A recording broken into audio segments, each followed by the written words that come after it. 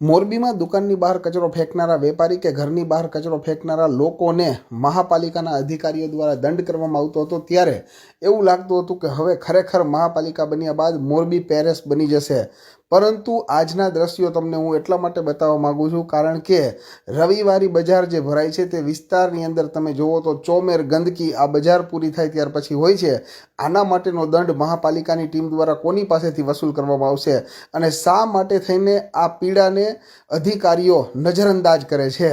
વાત કરવી છે આજે મારે મોરબીમાં બેઠા પુલ પાસે જે રવિવારી બજાર ભરાય છે તેની। રવિવારી બજાર જે ભરાય છે ત્યાં વેપાર કરતા નાના વેપારીઓ સાથે કોઈ વાંધો નથી, તે લોકો ભલે પોતાનો ધંધો રોજગાર કરતા હોય પરંતુ તેમની વ્યવસ્થા નદીના પટ વિસ્તારની અંદર રાખવા માટેની આ વ્યવસ્થા હતી, પરંતુ ધીમે ધીમે કરતા આ જે વેપારીઓ છે તે પોતાના લારી ગલ્લા પાથરણા સહિતના તમામ પ્રકારના જે દબાણો છે તે હવે રોડ ઉપર રાખે છે અને જે બેઠા પુલ પાસે જે કરોડો રૂપિયાનો ખર્ચો કરીને સરકારે લોકોની ટ્રાફિક સમસ્યા ઉકેલાય અને લોકોની સુવિધામાં વધારો થાય તેના માટે થઈને જે રોડ બનાવ્યો છે તે રોડ ઉપર લારી ગલ્લા પાથરણાના રવિવારે સવારે 9 વાગ્યાથી લઈને રાતના 9 વાગ્યા સુધી પથારા પડ્યા રહેતા હોય છે અને આ પથારાના કારણે દિવસ દરમિયાન અનેક વખત ત્યાં ટ્રાફિક જામના દ્રશ્યો સર્જાતા હોય છે। આટલું જ નહીં પરંતુ જ્યારે આ રવિવારી બજાર ત્યાંથી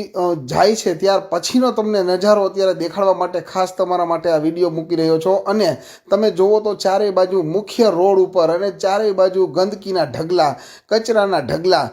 પથારા પડેલા હોય તેવું જોવા મળતું હોય છે। આ બધી ગંદકી સાફ કરવાની જવાબદારી કોની? નગરપાલિકા હતી ત્યારે તો ઠીક, હવે મહાનગરપાલિકા બની। મહાનગરપાલિકા બની અને કમિશનર દ્વારા જુદા જુદા વિસ્તારની અંદર સાફ સફાઈને લગતી વિઝિટો કરવામાં આવતી હોય છે અને કેટલીક વખત તો વેપારીઓના આંગણા પાસે જો ગૌવંશ દ્વારા પોદળા કરવામાં આવ્યા હોય તો તેના માટે પણ દંડ લેવામાં આવ્યા છે। ક્યારેક કોઈક વેપારી પોતાના દુકાનની બહાર કચરો નાખતા ઝડપાઈ જાય તો તેની પાસેથી દંડ લેવામાં આવે છે। કોઈ રહેણાંક વિસ્તારમાં જો વિઝિટમાં ગયા હોય ને ત્યાં વિઝિટમાં જો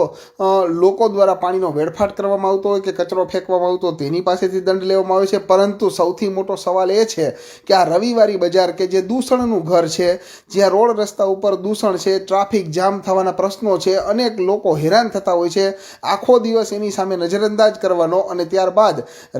રાત્રિના સમયે જ્યારે આ રવિ બજારમાંથી વેપાર ધંધો કરીને જે લોકો અહીંયાથી જાય ત્યારબાદ રોડ રસ્તા ઉપર અને ચારેય બાજુ ગંદકીના પથારા પડ્યા હોય છે, જે જોઈને આપણને એવું તો જરા પણ ન લાગે કે આપણે અત્યારે પેરિસમાં ઊભા છીએ, પરંતુ 100% મનમાં એવો ચોક્કસ વિચાર આવે કે આપણે અત્યારે કચરા અને ઉકેડાના ઢગલા વચ્ચે ઊભા છીએ। આ પીડામાંથી મોરબીના લોકોને મુક્તિ અપાવવા માટે મોરબી મહાપાલિકાના કમિશનર શું કરી શકશે, મોરબી જિલ્લાના કલેક્ટર શું કરી શકશે અને મોરબી જિલ્લાના પોલીસ વડા શું કરી શકશે તેના ઉપર હવે મોરબીના નગરજનોની નજર મંડાયેલી છે।